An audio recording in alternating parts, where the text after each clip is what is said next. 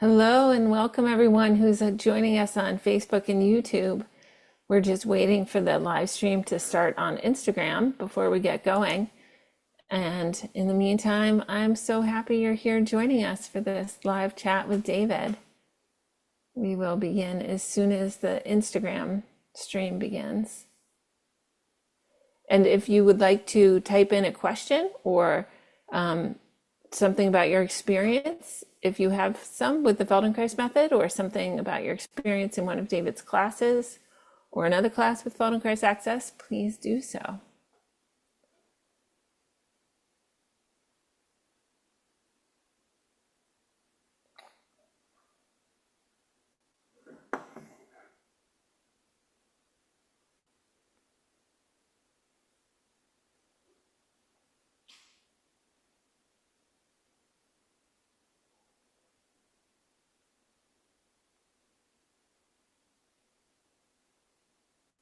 I'm going to go ahead and just start introducing myself.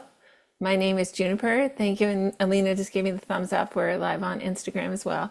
So welcome to those of you who are joining on Instagram and those of you who've recently joined us on YouTube and Facebook. Welcome. Good to be here with you all. My name is Juniper. I'm the managing producer for Feldenkrais Access. And this is an open office with David Zemach-Bersin, in office hours, and an opportunity for you to ask any questions that you might have, or just share a comment or an experience about an experience that you may have had in one of his classes or any class on Feldenkrais Access. So we welcome all your questions and comments.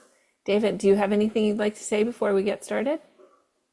No, I'm just very happy to be here and happy to have this kind of unstructured time and invite everyone to ask your questions. Great. Well, I have a question for you while we wait for people to type theirs in. What would you recommend to our listeners who are new to the Feldenkrais method? Where should they start?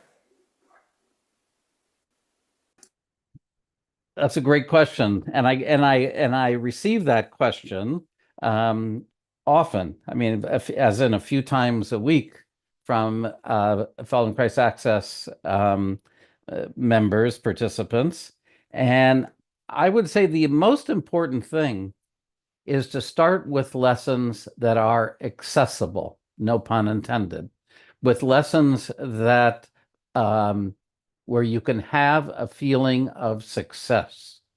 So to start with lessons that cause discomfort, lessons that maybe are too challenging, I wouldn't recommend. And so I would say to rather than just doing lesson once and moving on to another lesson, I also strongly recommend that you do a lesson maybe 2 times, maybe even 3 times, especially if you feel it's beneficial before moving on to the next one. And I think it's very important to develop an understanding that's based on your own feelings and sensations about whether a lesson appeals to you, whether a lesson is beneficial to you. And for those lessons that agree with you, to keep them in the mix and to not just abandon them and move on to a next one. So in short,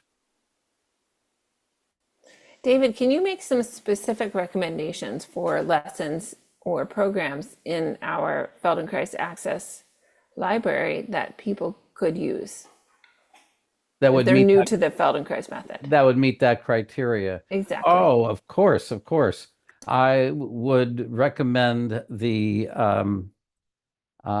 posture series. That was intended to be the addressing the issue of posture while at the same time being easy and accessible for nearly everyone. Liberate your mouth and jaw. All those lessons ought to be accessible to everyone. I'm going to jump in and also Yeah, recommend Soothe and Calm, which is I believe it's the first program for the public that we made available on Feldenkrais Access in 2020 when the pandemic began. And it's specifically designed by you, David, to address stress and anxiety in part. Is that correct? that's correct. And it's the nice thing about it is it's gratis. It's available for free. I think it's it's 5 lessons maybe. It's yeah, five awareness through movement lessons, all of which are intended to should we call it change the channel on with your nervous system to move you reliably from a feeling of being ill at ease or anxiety to a parasympathetic state, the state of calm. Awesome, wonderful. And Alina's already put that link into the chat. And Alina, if you would also put in posture for life and liberate your mouth and jaw. Thank you. Okay, great. We do have a question from the audience. Someone asked, Jillian James asks, can Feldenkrais help with neuropathy in the feet due to rheumatoid arthritis?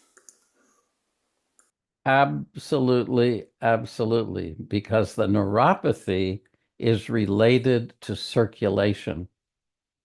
And I understand it's related to the arthritis, but it's also related to circulatory difficulties. And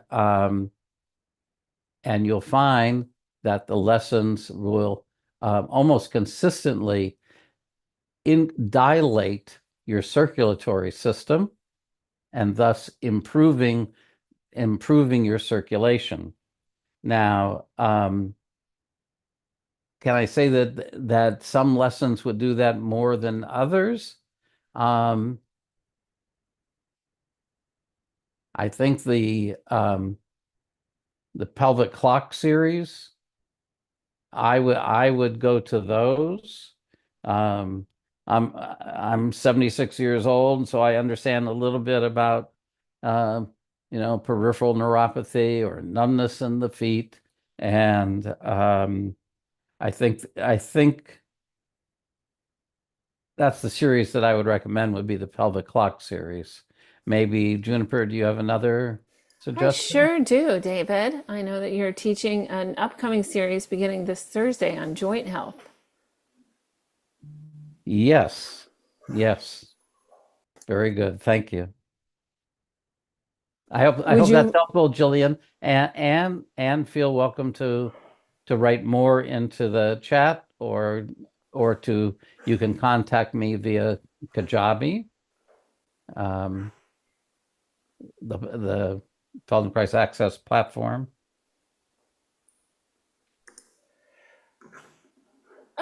Yes, Jillian, if you're not familiar with our website, you can post a question to any chapter of any program. And also for our listeners who are new to Feldenkrais Access or new to the Feldenkrais Method, there is a lesson library, which is free to everyone, where all of the first lessons of every live series that David or one of our guest teachers has taught is available for you. And you can put questions there as well. We have another question from Luca. Luca asks, Ciao, David. Thanks for this opportunity to ask questions. Would you clarify what Dr. Feldenkrais means by reference function and what are the primary functions he identifies? Hi, Luca. Reference functions. I don't really know that expression. I wonder if something is being lost in translation.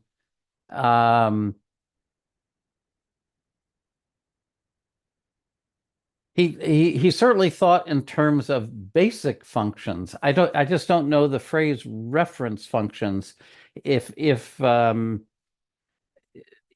could be if just to take off on the word reference, that the structure of awareness through movement lessons or Feldenkrais lessons is that you periodically during the lesson Sometimes it can be often, but or less often. But periodically during a lesson, we return to the original movement that we may have started the lesson with in order to feel the difference.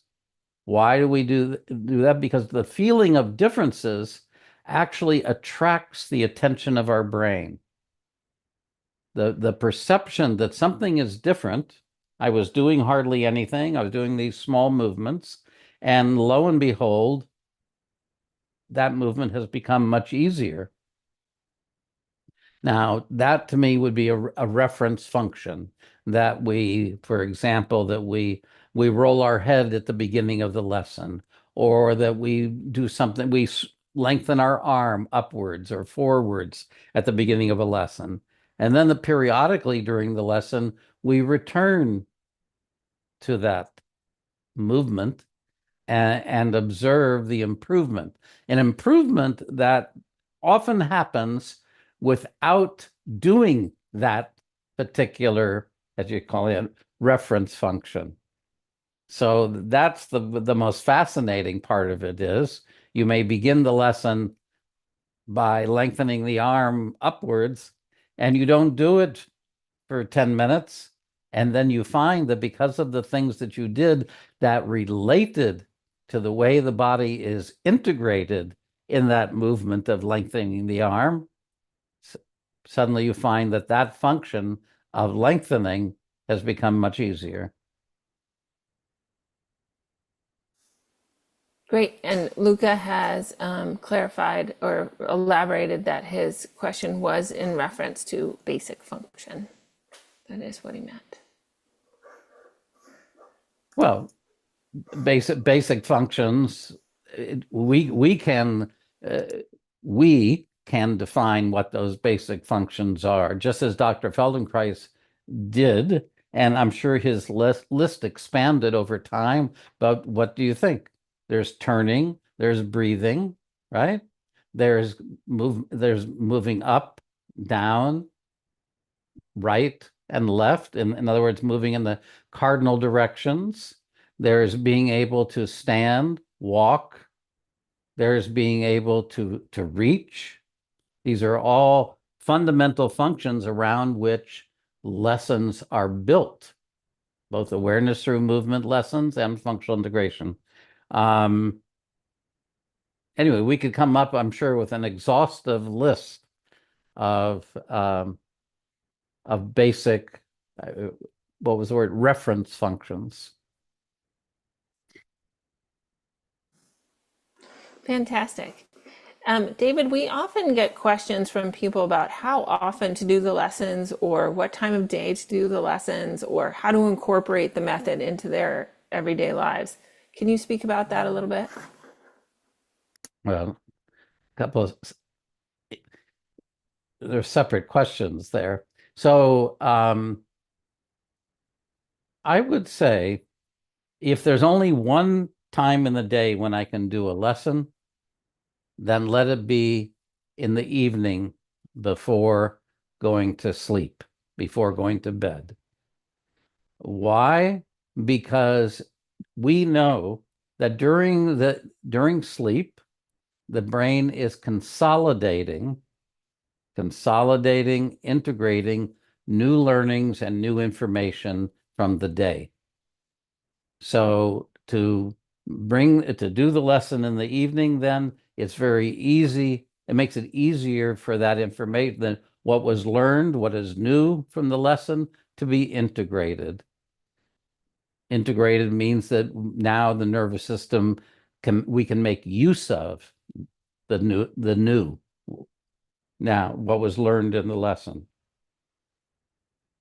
But if one has two opportunities to do the lessons, then that, of course, is ideal. Now, there's another thing. You'll find that with all of the Feldenkrais Access programs, there are very short lessons that are an addendum to the main lessons that have been taught in the series. And those short quickies, so to speak, are usually 5 to 10 minutes long. Those I would recommend can be highly useful if you use them during the day when you have just spot moments where you can do something to remind yourself to you're sitting in your chair, you're feeling stress, you're feeling the discomfort of sitting, and you can't get up and walk around. And then there's short, small things that you can do that will, if you use them consistently, will reinstate the whole. What does that mean? It means that the short intervention, the quickie, is directly related to lessons in the series, and that those quickies are intended to reinstate the entire learnings from individual lessons. At least that's the way I conceive of them.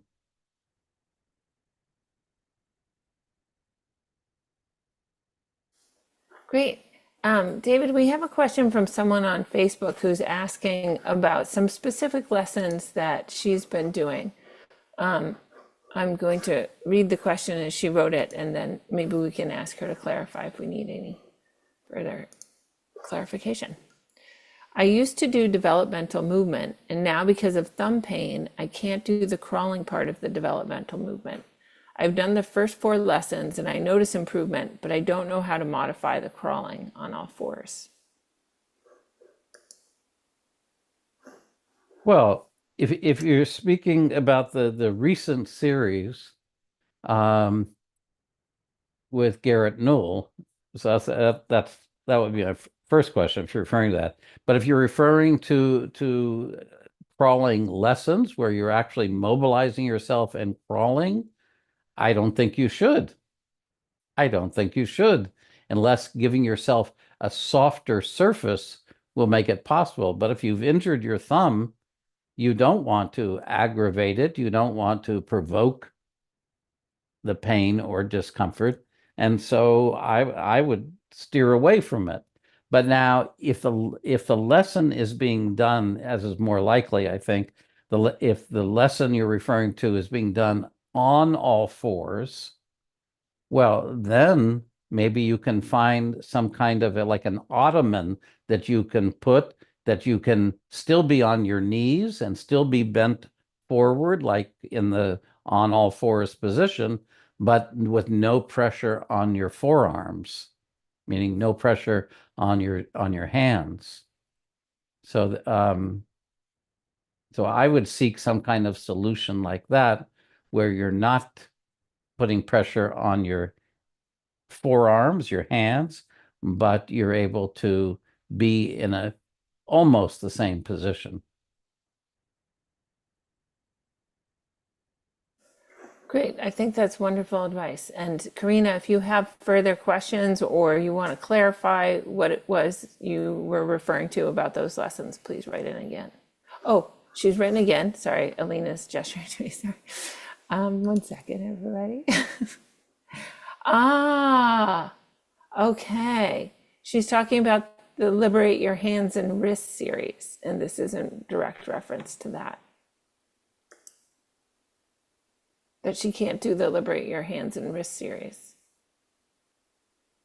The entire series? I'm not sure. We didn't have an on all fours in Liberate Your Hands and Wrists, so I don't understand that question. Yeah, not only did we not, but I think almost all those lessons you should be able to do in spite of an injury to your thumb. I think we need more information from Karina on this, if possible. Okay, in the meantime, I'm moving on to a question from Sharana. She writes, I have extremely forward head and maybe head and neck problems. I have extremely forward head and problems with my pelvis in my walk. What suggestions do you have? I have both of your wonderful posture classes. Well, I'd ask her if she's found them beneficial. But if you mean, what would I recommend in addition?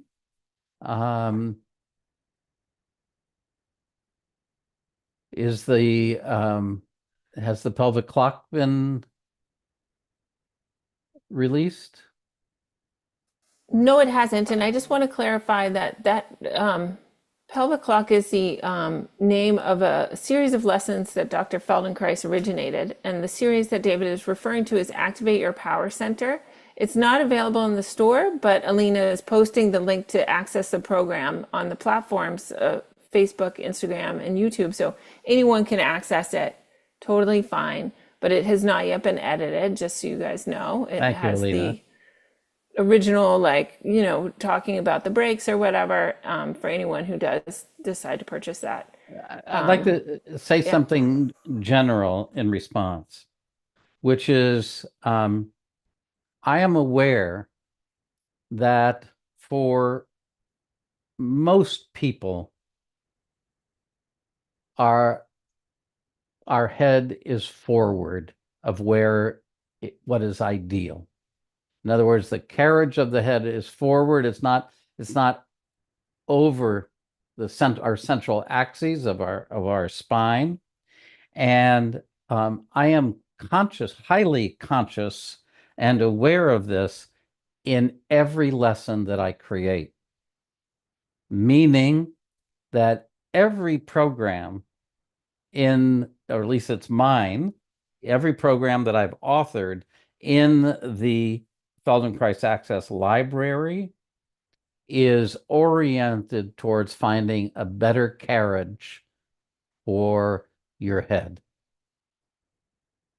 Okay, so even if the series of lessons is, for example, someone was asking about the Liberate Your Hands lessons, even in that series, I'm aware that one of my objectives is to demonstrate how the hands are related to a better carriage of the head, to a better upright organization. So I'm sure Juniper can come up with the titles of some that would actually be, if you do have those two series, then I'm sure she can come up with some titles of ones that would be like the best and most effective one to do next. Yeah, for sure. Sharana, I think you have my email, but you can always contact communications@feldenkraisaccess.com as well, and they'll direct any questions that you have to either David or myself.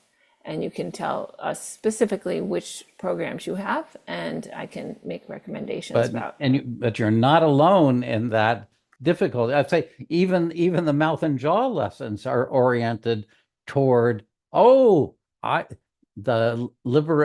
it called Liberate Your? No, it's called, what's the next series called? Recovery and Relief, or Joint health. no, Oh, sorry. the neck one, the neck. Oh, Secrets of a Healthy Neck. There you go. That's the one I would recommend next. Awesome. Okay, great. We have another question. Oh, I want to follow up. Karina wrote back, who was asking about her thumb pain with crawling, and she was actually asking how the Liberate Your Hands and Wrists series could help her to regain her ability to crawl. Oh my gosh. Well, I didn't get that. Thank you for writing again. But still, your question begets a question on my part.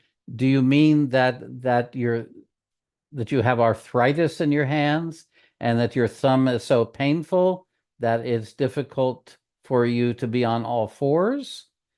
And if that's what you mean, then absolutely they can help you.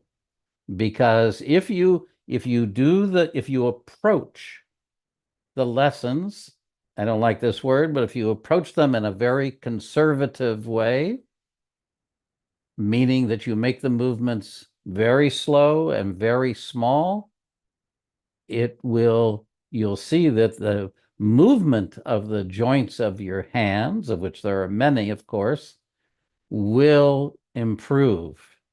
And I think it will reduce, if you're saying that you have arthritic pain in your thumb or the joints of your thumb, I think you'll feel a difference.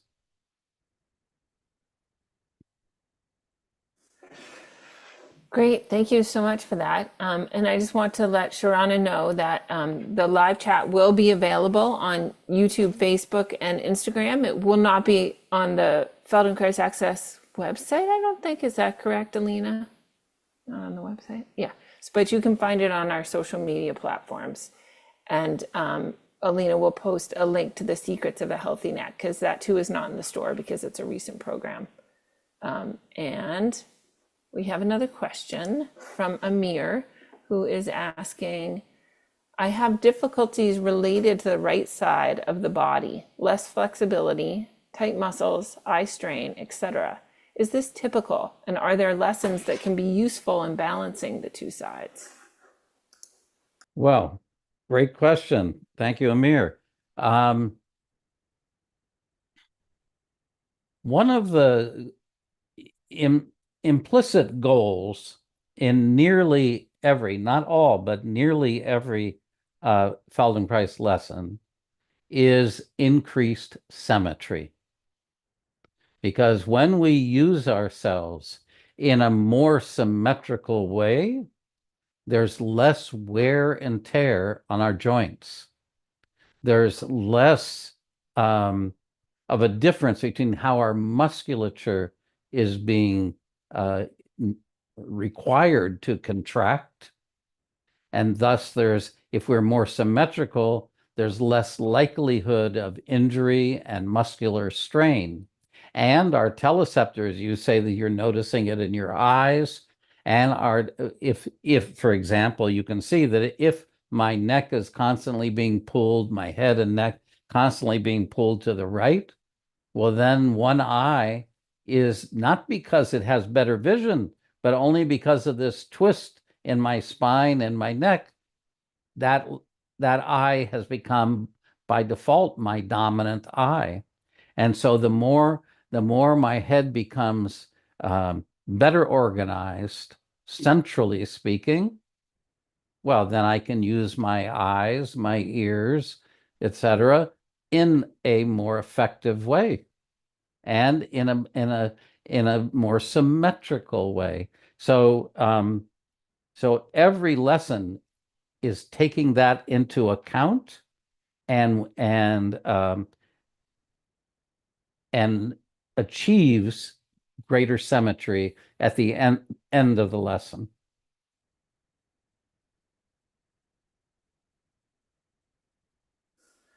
That's really fantastic. Thank you so much for that, David. And Sharana has another question, which is about working out at the gym, doing fitness type exercises.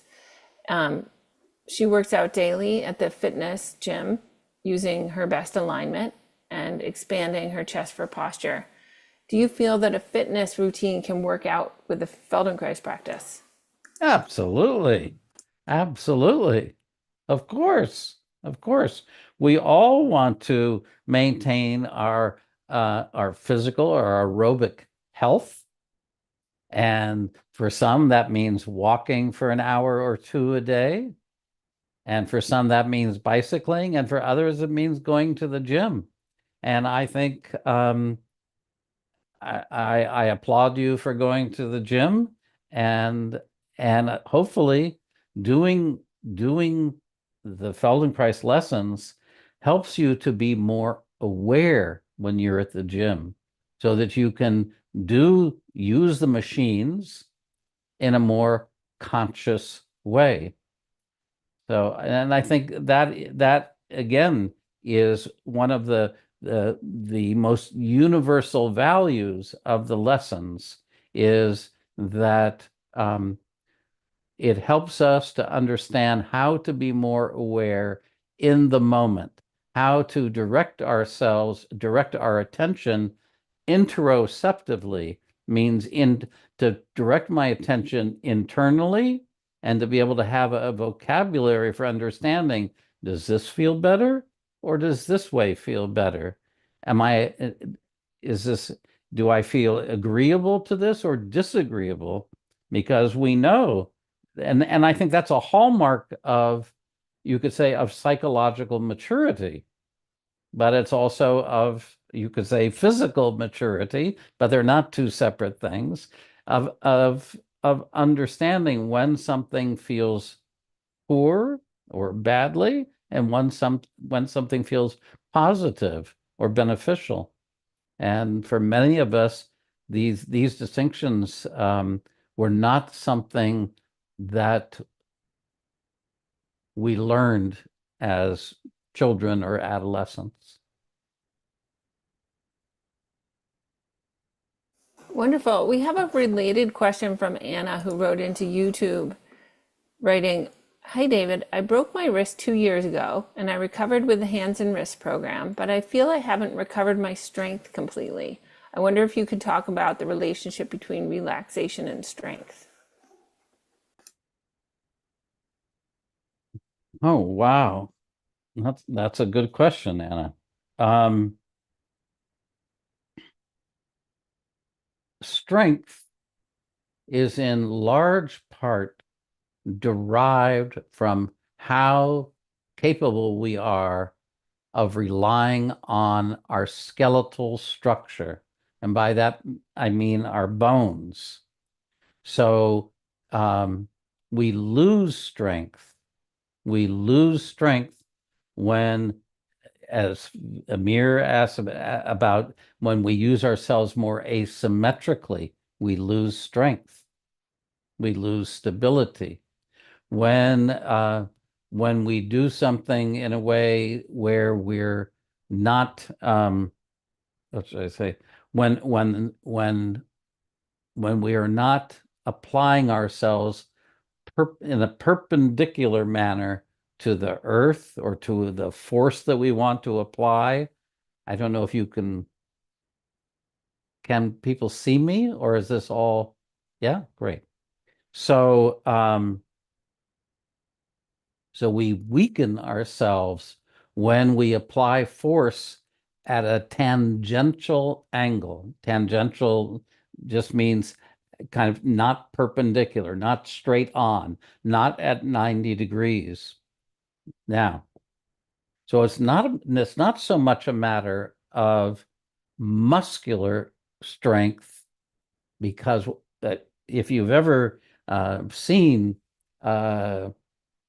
oh acrobats, gymnasts, uh, martial artists, especially, you can see very small people with muscles not big and developed the way you're accustomed to, and yet they can throw a person much bigger than themselves, much larger, much heavier than themselves, 20 feet through the air. And so, would you say that they are strong? Of course you would. So where does that strength derive from? It derives from the fact that they know how to use their skeleton, your bones, in relationship to the ground. It's called ground force. They know how to apply themselves in that way that they don't need strength in the traditional sense. They don't need muscular strength. So, and nor do I think that you are lacking in muscular strength.